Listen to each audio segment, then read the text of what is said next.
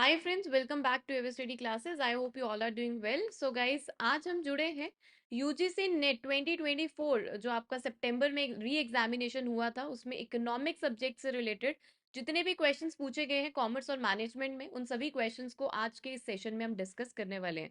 सो चलिए जी, जल्दी से स्टार्ट करते हैं बिना टाइम वेस्ट किए। स्टार्ट करने से पहले एक बार जल्दी से मैं आपको बता देती हूँ, जो भी यूजीसी नेट कॉमर्स और मैनेजमेंट की तैयारी कर रहे हैं उन सभी के लिए यहाँ पर हमारे पास एवर स्टडी क्लासेस के पास डिटेल्ड कोर्सेज अवेलेबल हैं।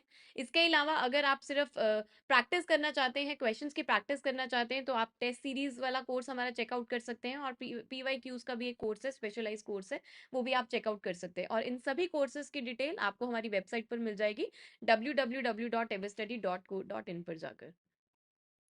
सो यहाँ पर हमारे पास न्यूमेरिकल क्वेश्चन है, which among the following is the correct value of income elasticity of petrol consumption from the following information. आपको income elasticity of petrol calculate करना है। Information यहाँ पर आपको गिवन है, the government announces a 10% dearness allowance to its employees. As a result average monthly salary of government employees increases from 20,000 to 22,000। So government ने 10% dearness allowance जो है वो अनाउंस किया, और उसकी वजह से जो मंथली सैलरी है गवर्नमेंट एम्प्लॉयज की वो बढ़ गई है, 20,000 से 22,000 हो गई है। और सैलरी बढ़ने पर जो पेट्रोल की कंजम्पशन है वो भी इंक्रीज हो गई है, 150 लीटर्स पर मंथ से 165 लीटर्स पर मंथ हो गई है। सो इसके इन्फॉर्मेशन के अकॉर्डिंग आपको इनकम इलास्टिसिटी ऑफ पेट्रोल निकालना है। सो रेलेवेंट इन्फॉर्मेशन जो यहाँ पर हमारे पास गिवन है उसके अकॉर्डिंग आप अपना फॉर्मूला यहाँ पर लिखिए, क्या होगा income elasticity of petrol, percentage change in quantity demanded divided by percentage change in income, यही होता है। Percentage change in quantity demanded को आप इस तरीके से भी लिख सकते हो, क्योंकि इन्फॉर्मेशन जो है हमारे पास दो वैल्यूज में गिवन है। So new quantity minus old quantity divided by old quantity divided by new income minus old income divided by old income.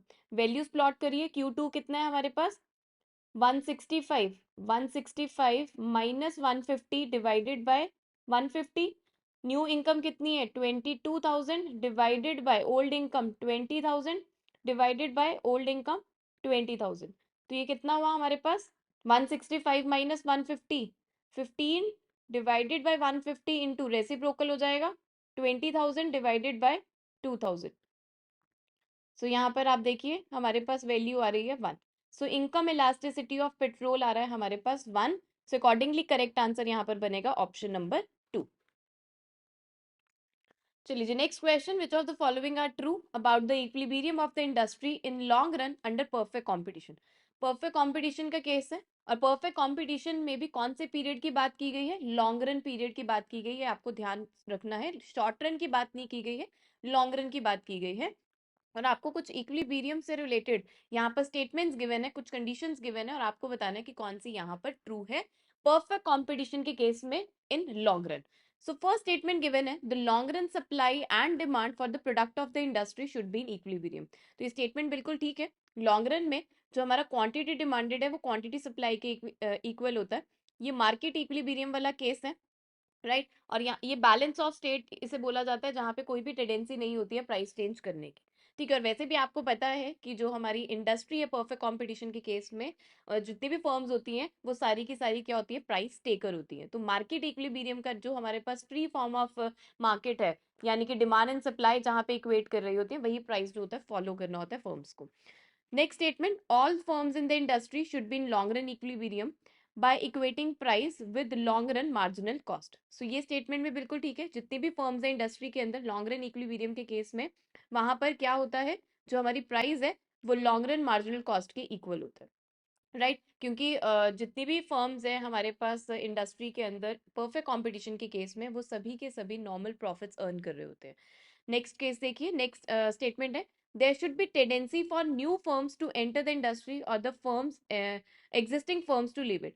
सो ये वाली स्टेटमेंट हमारी करेक्ट नहीं है, बिकॉज लॉन्ग रन इक्विलिब्रियम जो है हमारा परफेक्ट कॉम्पिटिटिव मार्केट का, वहाँ पे कोई भी टेंडेंसी नहीं होती है फर्म्स की एंट्री की और एग्जिट की, बिकॉज लॉन्ग रन में जो फर्म्स होती हैं वो जीरो इकोनॉमिक प्रॉफिट अर्न कर रही होती है, जीरो इकोनॉमिक प्रॉफिट अर्न कर रहे होते हैं, यानी कि नॉर्मल प्रॉफिट अर्न कर रहे होते हैं। तो इसलिए कोई भी इंसेंटिव नहीं होता है जो भी फर्म्स एंटर कर रही हैं एग्जिट कर रही हैं उनके लिए, राइट। तो ये स्टेटमेंट हमारी करेक्ट नहीं है।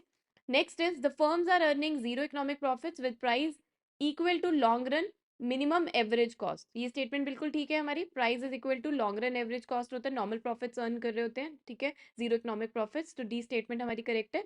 ई स्टेटमेंट में बोला है the firms would not have adjusted their size of plants when there is long run equilibrium. तो ये स्टेटमेंट हमारी इनकरेक्ट है, बिकॉज सफिशिएंट टाइम पीरियड होता है लॉन्ग रन में कि आप प्लान साइज भी चेंज कर सकते हो, आप अपना प्रोडक्शन प्रोसेस भी चेंज कर सकते हो, जो आपका यूनिट्स ऑफ लेबर है उनमें भी आप चेंजेस ला सकते हो, यानी कि जितने भी फैक्टर्स ऑफ प्रोडक्शन होते हैं वो वेरिएबल नेचर के हो जाते हैं। तो बहुत सफिशिएंट पीरियड होता है आपके पास, आप अपना प्लान साइज भी चेंज कर सकते हो, तो ई स्टेटमेंट भी यहाँ पर इनकरेक्ट है।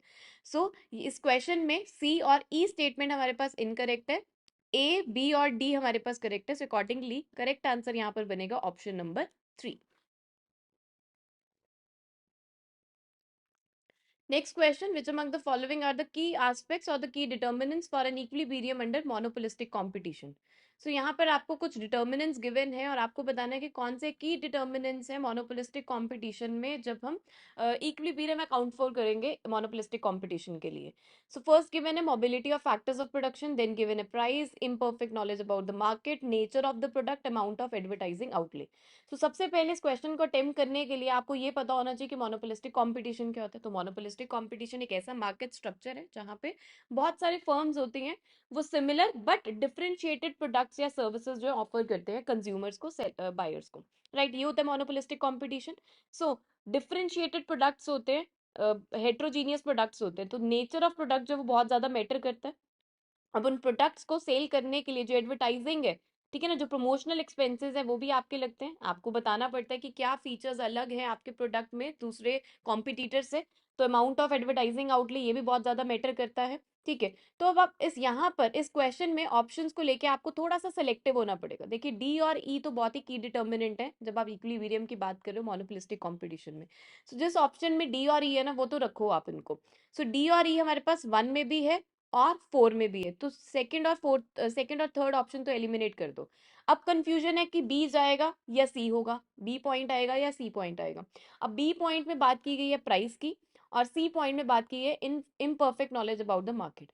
देखिए इक्विलिब्रियम की बात करें तो इक्विलिब्रियम में प्राइस वाला फैक्टर तो हमें लेना ही पड़ेगा, ठीक है, क्योंकि प्राइस एक ऐसा फैक्टर है जो बताता है कि जो हमारा मोनोपोलिस्टिक कंपटीशन है उसकी जो डिमांड है वो हाईली इलास्टिक होती है, क्योंकि प्राइस चेंज होने पर जो डिमांड है वो बहुत ज्यादा हाईली इलास्टिक है, क्योंकि कंज्यूमर्स को सिमिलर प्रोडक्ट्स और भी अवेलेबल है, सब्सटीट्यूट्स और भी अवेलेबल है, तो प्राइस बहुत ज्यादा की एस्पेक्ट है, की डिटर्मिनेंट है, तो इसीलिए बी डी ई जो है हमारे ऑप्शंस में जाएंगे और आंसर जाएगा हमारा option number 1। Next question, which among the following is a correct assumption of law of diminishing returns to a variable input? काफी इंटरेस्टिंग क्वेश्चन है। आपको लॉ ऑफ डिमिनिशिंग रिटर्न से रिलेटेड यहाँ पर कुछ पॉइंट्स गिवन है और आपको बताना है कि करेक्ट एजम्पशन कौन सी है। अब लॉ ऑफ डिमिनिशिंग रिटर्न यानी कि लॉ ऑफ वेरिएबल प्रोपोर्शन की ही बात हो रही है। डिमिनिशिंग रिटर्न्स का मतलब क्या होता है कि हमारे पास एक फैक्टर जो है वो वेरिएबल है और अदर्स जो है हमारे पास फिक्स्ड है, यही होता है। और बोला जाता है कि जैसे जैसे हम अपने लेबर को इंक्रीज करते रहते हैं, यानी कि वेरिएबल इनपुट को बढ़ाते रहते हैं, कंबाइन करते रहते हैं फिक्स्ड इनपुट के साथ, तो एक पॉइंट ऐसा आता है कि जो हमारा मार्जिनल प्रोडक्ट है वो डिमिनिश करना शुरू कर देता है, ऐसा लॉ ऑफ डिमिनिशिंग रिटर्न्स कहता है, ठीक है। अब यहाँ पर assumptions कुछ गिवन है, labour and capital R the only variable inputs. अब देखिए लेबर तो हमारा वेरिएबल है लेकिन कैपिटल तो फिक्स्ड है, तो ये assumption हमारी इनकरेक्ट है। Next is the units of labour and capital R homogeneous. अब जो देखिए लेबर को आप चेंज कर सकते हो ना, तो उसके यूनिट्स होमोजीनियस होने चाहिए, कैपिटल तो हमारा फिक्स्ड है, तो सेकंड भी इनकरेक्ट होगी। State and technology is not given, ऐसा नहीं है, स्टेट एंड टेक्नोलॉजी गिवन है, यानी कि आप पर्टिकुलर टाइम पीरियड की बात करते हो, ठीक है, उसी पीरियड में जो स्टेट एंड टेक्नोलॉजी है वही आप फॉलो करते हो, अगर चेंज होगी तो हमारा लॉ ही नहीं ऑपरेट करेगा, तो थर्ड स्टेटमेंट भी जो यहाँ पे assumption गिवन है वो भी इनकरेक्ट है। इनपुट प्राइसेस आर गिवन, ये assumption बिल्कुल करेक्ट है, इनपुट प्राइसेस जो होते हैं हमारे गिवन होते हैं, तभी हमारा लॉ जो है वो प्रॉपरली इफेक्टिवली ऑपरेट कर पाएगा, ठीक है जी। सो यहाँ पर हमारे पास करेक्ट आंसर बनेगा option 4। Next question, which one of the following is not a basic property of indifference curve? Indifference curve की प्रॉपर्टीज जो है ना, ये तो बहुत ही फेवरेट टॉपिक है एग्जामिनर का। इससे रिलेटेड आप देखेंगे ना बड़े फ्रीक्वेंट क्वेश्चंस देखने को मिलते हैं एग्जामिनेशन में। Indifference curve slopes downward to the right, first property given है जो कि बिल्कुल ठीक है, इंडिफरेंस कर्व जो होती है slopes downward from left to right होता है। Next property, indifference curve of imperfect substitutes are convex to the origin. बिल्कुल ठीक है, इंडिफरेंस कर्व जो होता है वो कॉन्वेक्स टू द ओरिजिन होता है। क्यों? क्योंकि इम्परफेक्ट सब्स्टिट्यूट्स होते हैं, और अगर परफेक्ट सब्स्टिट्यूट्स है तो वो कैसे होते हैं? स्ट्रेट लाइन देखने को मिलता है वहां पर हमें शेप। नेक्स्ट, इंडिफरेंस कर्व इधर इंटरसेक्ट और are tangent to one another. ये प्रॉपर्टी हमारी गलत है, क्योंकि इंडिफरेंस कर्व्स जो होते हैं वो independent different level of satisfaction represent करते हैं। ठीक है, हर एक इंडिफरेंस कर्व का जो लेवल ऑफ सेटिस्फेक्शन होता है वो डिफरेंट होता है, तभी हम कहते हैं ना, higher the level of, higher the indifference curve higher the level of satisfaction. तो इसीलिए ना तो वो एक्स एक्सिस को टच करते हैं, ना वाई एक्सिस को टच करते हैं, ना ही एक दूसरे को इंटरसेक्ट करते हैं, ना ही टेंजेंट होते हैं। तो थर्ड यहाँ पर जो स्टेटमेंट गिवन है, जो प्रॉपर्टी गिवन है, वो हमारी इनकरेक्ट है। और फोर्थ में गिवन है upper indifference curve indicate higher level of satisfaction, तो अभी हमने बात की, बिल्कुल ठीक है। सो अकॉर्डिंगली करेक्ट आंसर यहाँ पे जाएगा ऑप्शन नंबर 3। अगले सवाल पर आते हैं, which one of the following is not true about the relationship between average cost and marginal cost. मैं हमेशा बोलती हूँ, जब भी आपको रिलेशनशिप से रिलेटेड क्वेश्चन आता है तो हमेशा उसको डायग्राम से सॉल्व करिए। अब यहाँ पर एवरेज कॉस्ट और मार्जिनल कॉस्ट के रिलेशनशिप से रिलेटेड क्वेश्चन आया हुआ है आपको। ठीक है, स्टेटमेंट्स उन्हीं से रिलेटेड गिवन है, तो सबसे पहले आपके पास डायग्राम होना चाहिए। तो इस तरीके का डायग्राम बनता है एवरेज कॉस्ट और मार्जिनल कॉस्ट का, दोनों यू शेप की होती है, राइट। अब यहाँ पर आप देखिए, स्टेटमेंट्स को पढ़िए और अपने आप आपको समझ में आ जाएगा कि कौन सी स्टेटमेंट, कौन सा रिलेशनशिप यहाँ पर गलत है और कौन सा सही है। So first given है, when marginal cost is falling, marginal cost is falling, the rate of fall in MC is greater than that of the AC। बिल्कुल marginal cost जिस रेट से डिक्रीज कर रही है वो ज्यादा है रादर देन एसी, क्योंकि एसी अभी भी देखिए डिक्रीज कर रही है। तो फर्स्ट जो रिलेशनशिप है वो बिल्कुल करेक्ट है। Next, when MC increases, MC जब इंक्रीज कर रही है एसी भी इंक्रीज कर रहा है, देखिए यहाँ पर आप, बट लोअर रेट पे इंक्रीज कर रहा है, क्योंकि the range of output where MC begins to increase, जब एमसी ने इंक्रीज करना शुरू किया था एसी तब भी डिक्रीज कर रहा था, तो ये स्टेटमेंट भी हमारी करेक्ट है। देन गिवन है when AC is constant AC is less than MC, ये स्टेटमेंट इनकरेक्ट है, क्योंकि जब AC कांस्टेंट है तो यहाँ पर AC MC के इक्वल होगा, राइट। और फोर्थ गिवन है MC curve intersects AC curve at its minimum, यहाँ पे देखिए जो MC कर्व इंटरसेक्ट कर रहा है AC को उसके मिनिमम से इंटरसेक्ट कर रहा है, तो ये स्टेटमेंट यहाँ पर करेक्ट है। तो थर्ड स्टेटमेंट यहाँ पर इनकरेक्ट है, बिकॉज जब AC कांस्टेंट है तो MC is equal to AC होता है, right. Next question. The price of 1 kg of tea is rupees 30. At this price, 5 kg of tea is demanded. If the price of coffee rises from rupees 25 to 35 per kg, the quantity demanded of tea rises from 5 kg to 8 kg. So दो commodities की बात की गई है, T की और coffee की बात की गई है, यानी कि आपको cross price elasticity of T निकालना है। यहाँ पे cross price elasticity of demand का क्वेश्चन है और आपको cross price elasticity of T निकालना है, यानी कि टी की डिमांड में कितना चेंज आएगा कॉफी के प्राइसेस में चेंज आने की वजह से। ठीक है, तो कॉफी के प्राइसेस आपने देखने हैं और टी की डिमांड आपने चेक करनी है। तो हमारे पास जो फॉर्मूला है वो क्या बनेगा? Percentage change in quantity demanded divided by percentage change in price, लेकिन प्राइस किसका देखना है? कॉफी का, और क्वांटिटी डिमांडेड किसकी देखनी है आपने? टी की देखनी है। सो आप इस तरीके से लिखिए, Q2 minus Q1 divided by Q1 divided by P2 minus P1 divided by P1। ठीक है जी, अब आप क्या करेंगे? अब आप जितने भी हमारे पास यहाँ पर फिगर्स हैं वो आप प्लॉट करेंगे। सो क्वांटिटी किसकी देखनी है आपने? टी की देखनी है। सो Q2 हमारे पास कितना है? 8 माइनस Q1 कितना था? 5 डिवाइडेड बाय Q1 कितना है? 5, यानी कि टी के डिमांड में इतना चेंज आया। प्राइस किसका देखना है आपने? कौन सी कॉमोडिटी का? कॉफी का देखना है। तो न्यू प्राइस हमारे पास कितना है? 35 माइनस P1 कितना है? 25 डिवाइडेड बाय P1 कितना है हमारे पास? 25। ठीक है, सॉल्व करिए इसको। 3 divided by 5 into 25 divided by 10, right. तो यहाँ पर देखिए आप क्या बनेगा, आंसर आएगा 1.5। सो हमारे पास cross price elasticity of tea कितना आ रहा है? 1.5। सो आंसर यहाँ पे बनेगा ऑप्शन नंबर 3। बहुत ईजी था, ठीक है, सिंपल, आपको गिवन था टी के, आपको बताना था कि क्वांटिटी डिमांडेड यानी कि cross price elasticity of T आपको देखना है, तो टी की डिमांड में कितना चेंज आया कॉफी के प्राइस में चेंज आने की वजह से, right. Next question, the supply function is given as Q is equal to minus 100 plus 10p. Find the elasticity of supply using point method when price is rupees 15। बिल्कुल similar question हम पहले भी discuss कर चुके हैं। Previous examinations में आपसे पूछा जा चुका है, वहां पर केस था इलास्टिसिटी ऑफ डिमांड का यूजिंग पॉइंट मेथड, और इस बार आपसे पूछा गया elasticity of supply using point method. So जिसने भी इस क्वेश्चन को अटेम्प्ट किया होगा ना, इस क्वेश्चन को अटेम्प्ट करने में कोई भी दिक्कत नहीं होगी, बिकॉज वही तरीका है इस क्वेश्चन को भी अटेम्प्ट करने का। So elasticity of supply using point method formula क्या होता है, delta Q upon delta P into P upon Q, right. और यहाँ पर जो हमारे पास सप्लाई फंक्शन गिवन है वो लीनियर फॉर्म में है। कैसे पता चला लीनियर फॉर्म में है, क्योंकि प्राइस की जो डिग्री है वो क्या है, यहाँ पर 1 है, ठीक है। तो हमारे पास गिवन है Q is equal to -100 plus 10P, right. और बाद में बोला गया कि अगर प्राइस 15 हो जाता है तो हमारे पास Q कितना होगा, -100 प्लस 10 इंटू प्राइस की वैल्यू डालिए 15, तो प्राइस क्वांटिटी डिमांडेड हमारे पास क्वांटिटी सप्लाइड कितनी हो जाएगी, हमारे पास 50 हो जाएगी, जब प्राइस कितना है 15 है, तो क्वांटिटी कितनी है 50, राइट। अब इस फॉर्मूला पर आ जाइए, delta Q upon delta P into P upon Q. पहले इस कंपोनेंट की बात करते हैं। इस कंपोनेंट को आप कैसे आइडेंटिफाई करोगे या कैसे निकालोगे delta Q upon delta P को, इस फंक्शन पर आ जाइए -100 प्लस 10P, राइट। तो अब कैसे लिखेंगे इसको, 100 -100 plus 10P divided by delta P. तो अब यहाँ पे आप क्या करोगे, यहाँ पे आप डिफ्रेंशिएट करोगे क्वांटिटी डिमांडेड को विद रिस्पेक्ट टू प्राइस, ठीक है। हम डिफ्रेंशिएशन कर रहे हैं यहाँ पे बेसिकली, तो डिफ्रेंशिएशन कैसे करते हैं, कैसे आएगा, -100, तो 100 है कांस्टेंट है तो 0 हो जाएगा, प्लस 10P प्राइस की वैल्यू 1, ठीक है, सिंगल लीनियर फॉर्म में डिग्री कितनी है 1, तो ये कितना हो जाएगा 10, तो D Q upon D P कितना हो गया 10, तो ये कॉम्पोनेंट हमारे पास आ गया है 10, राइट, इनटू पी कितना अब आया 15, और जब प्राइस 15 है तो क्वांटिटी कितनी है 50 है, राइट। अब इसे निकालिए आप, कितना आएगा, क्या वैल्यू आएगी यहाँ पे, तो यहाँ पर हमारे पास वैल्यू आ रही है 3। सो इलास्टिसिटी ऑफ सप्लाई कितना आएगा आपके पास 3, तो आंसर यहाँ पे बनेगा ऑप्शन नंबर 2।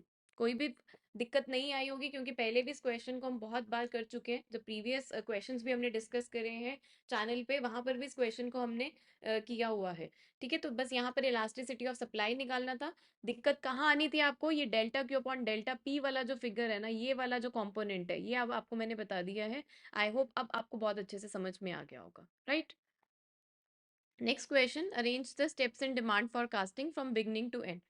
सो डिमांड की जब फॉरकास्टिंग करनी होती है, कुछ स्टेप्स फॉलो करते हैं, अब उन्हीं स्टेप्स को यहाँ पर आपको प्रॉपर सीक्वेंस में लगाना है, ठीक है। सो सबसे पहला स्टेप क्या होता है, आपको ऑब्जेक्टिव स्पेसिफाई करने कि आपकी फॉरकास्टिंग का पर्पस क्या है, कि आप क्या जानना चाहते हो, क्या अंडरस्टैंड करना चाहते हो। आपको फ्यूचर सेल्स देखनी है, इन्वेंट्री लेवल आपको देखना है, प्लानिंग प्रोडक्शन शेड्यूल आपको देखना है, तो मतलब क्या आपका पर्पस है फॉरकास्टिंग का, उसके ऑब्जेक्टिव्स आपको स्पेसिफाई करने होते हैं, ये हमारा फर्स्ट स्टेप होता है, राइट। उसके बाद आपको क्या करना है, डिटरमाइनिंग द पर्सपेक्टिव, यानी कि आपको कॉन्टेक्स्ट देखना है कि किस कॉन्टेक्स्ट से आप डिमांड को फोरकास्ट करना चाहते हो, जैसे मार्केट सेगमेंट के बेसिस पे, ज्योग्राफिकल एरिया के बेसिस पे, टाइम फ्रेम के बेसिस पे, तो वो पर्सपेक्टिव आपको देन उसके बाद डिटरमाइन करना होता है। तो सेकंड स्टेप हमारा हो गया डिटरमाइनिंग द पर्सपेक्टिव। देन आपको क्या करना है, फॉरकास्टिंग का टेक्निक जो है, जो मेथड है, उसमें आपको चॉइस करनी है कि आपको कौन सा टेक्निक, कौन सा मेथड फॉरकास्टिंग का फॉलो करना है। तो थर्ड स्टेप हो गया making choice of methods. Then उसके बाद क्या करना है, आपको डेटा कलेक्ट करना है, डेटा की एडजस्टमेंट करनी है। डेटा आप कलेक्ट करोगे, जो भी रेलिवेंट इन्फॉर्मेशन है वो लेके आओगे, उसकी रिफाइनमेंट करोगे, उसको एडजस्टमेंट करोगे। तो फोर्थ स्टेप आपका हो गया collection of data and data adjustment, और उसके बाद क्या होगा कि आप एस्टिमेशन करोगे और उसकी इंटरप्रिटेशन करोगे। सो अकॉर्डिंगली जो हमारे पास यहाँ पे ऑप्शंस गिवन है, उसके अकॉर्डिंग करेक्ट सीक्वेंस हमारी जा रही है ए सी, देन उसके बाद आएगा हमारे पास बी, फिर ई और डी, यानी कि फोर्थ ऑप्शन यहाँ पर हमारे पास करेक्ट है। चलिए जी, तो यहाँ पर हमारे पास क्वेश्चन है, arrange the following steps of decision making process in application of economics in business decision making from starting to end. So decision making process से रिलेटेड स्टेप्स आपको यहाँ पर गिवन है। देखिए, हम बिजनेस इकोनॉमिक्स में क्या करते हैं, जो हमारे इकोनॉमिक्स के फंडामेंटल्स है, प्रिंसिपल्स है, कॉन्सेप्ट्स हैं, उनको हम अप्लाई करते हैं, ठीक है, उनकी एप्लीकेशन करते हैं बिजनेस के डिसीजन लेने में। तो जब आप उनके एप्लीकेशन कर रहे हैं इकोनॉमिक्स के फंडामेंटल्स की बिजनेस के डिसीजन लेने में, तो एक डिसीजन मेकिंग प्रोसेस फॉलो होता है हमारा। तो यहाँ पर उसी प्रोसेस के स्टेप्स गिवन है और उसी को आपने अरेंज करना है प्रॉपर ऑर्डर में। सो आप ये देखिए, अकॉर्डिंगली हमारा क्या जाएगा, सबसे पहला स्टेप क्या बनेगा, determining and defining the objectives. सबसे पहले क्या करना है आपको, आपको ये देखना है कि आपका बिजनेस जो है वो क्या अचीव करना चाहता है, आपका ऑब्जेक्टिव क्या है आपके बिजनेस का, राइट। उसके बाद क्या होगा, आपने ये देख लिया, देन आप देखोगे कि बिजनेस रिलेटेड इश्यूज क्या है, क्या इश्यूज बिजनेस फॉलो फेस कर सकता है, क्या चैलेंजेस हैं, क्या अपॉर्चुनिटीज हैं। देन सेकंड स्टेप आपका बनेगा identifying the business related issues. First step हो गया determining and defining the objectives. Next next is identifying business related issues. अब बिजनेस रिलेटेड इश्यूज जब आपने आइडेंटिफाई कर लिए, अब उससे रिलेटेड और आपको इन्फॉर्मेशन चाहिए तो आप डेटा कलेक्ट करोगे, और उस जो डेटा आपने कलेक्ट किया उसको प्रॉपरली आप एनालाइज करोगे। तो थर्ड स्टेप हमारा बनेगा collection and analysis of relevant data. Right, information अब आपके पास आ गई है, तो आप क्या देखोगे कि ऑल्टरनेटिव क्या कोर्स ऑफ एक्शन हमारे बनते हैं उस बिजनेस के ऑब्जेक्टिव्स को अचीव करने के लिए। तो फोर्थ हमारा बनेगा inventing developing possible course of action. ठीक है, तो different possible courses of action आपने देख लिए। देन आप क्या करोगे, कोई एक जो है वो सिलेक्ट करोगे और अपने डिसीजन के लिए आप उसे इंप्लीमेंट करोगे। तो फिफ्थ स्टेप हमारा होगा selection and implementation of the decision. ठीक है जी, सो अकॉर्डिंगली ये ऑर्डर हमारा फॉलो होगा, EDCBA। सो यहाँ पर ऑप्शन 4 जो है वो हमें बिल्कुल करेक्ट ऑर्डर यहाँ पर प्रोवाइड कर रहा है। Next question, when we measure what type of demand we assume that the effects of other variables are constant. काफी ट्रिकी क्वेश्चन है। आपसे पूछा गया है कि इनमें से कौन सी डिमांड को हम मेजर कर रहे हैं, तब हम बाकी अदर वेरिएबल्स के जो इफेक्ट्स हैं उनको कांस्टेंट लेके चलेंगे। सो फर्स्ट में आपको गिवन है revenue and price elasticity of demand. ठीक है, देन यहाँ पर आपको क्रॉस इलास्टिसिटी होगा, मे बी क्रॉस नहीं होगा, cross elasticity of demand, income elasticity of demand, और आपको गिवन है प्रमोशनल इलास्टिसिटी ऑफ डिमांड। सो जब हम इनकम इलास्टिसिटी ऑफ डिमांड की बात कर रहे हैं, यानी कि इनकम और क्वांटिटी डिमांडेड की जब हम बात कर रहे हैं, तो बाकी के जितने भी वेरिएबल्स है, रेवेन्यू, प्राइस, प्रमोशनल, क्रॉस, उन सबको कांस्टेंट लेके चलते हैं। अब ऐसा था यहाँ पर प्राइस भी हो सकता है अगर सिंगल प्राइस गिवन होता, लेकिन यहाँ पे एक ही डिटर्मिनेंट हमें गिवन है, इनकम। तो इनकम एक ऐसा वेरिएबल है इनमें से, इन ऑप्शंस में से, जब हम इनकम इलास्टिसिटी ऑफ डिमांड यानी कि इनकम और क्वांटिटी डिमांडेड की बात कर रहे हैं, तो बाकी अदर वेरिएबल्स के जो इफेक्ट्स हैं उनको कांस्टेंट लेके चलेंगे। सो आंसर बनेगा option number 3। So thank you guys, this is all about today's session, जहां पर हमने यूजीसी नेट 2024 सितंबर में जो आपका री एग्जामिनेशन हुआ था, उसमें इकोनॉमिक्स टॉपिक से रिलेटेड जितने भी क्वेश्चंस पूछे गए कॉमर्स और मैनेजमेंट में, उन सभी क्वेश्चंस को आपके साथ इस क्वेश्चन सेशन में हमने डिस्कस किया। आई होप सभी क्वेश्चंस आपको अच्छे से समझ में आ गए होंगे। सो हमारे जितने भी करंट एस्पिरेंट्स है या फ्यूचर एस्पिरेंट्स हैं, उनका जरूर इस सेशन से हेल्प होगी आगे आने वाले एग्जामिनेशन के लिए। सो थैंक यू गाइस, जल्दी मिलते हैं नेक्स्ट सेशन में। Till then bye bye, take care and all the best.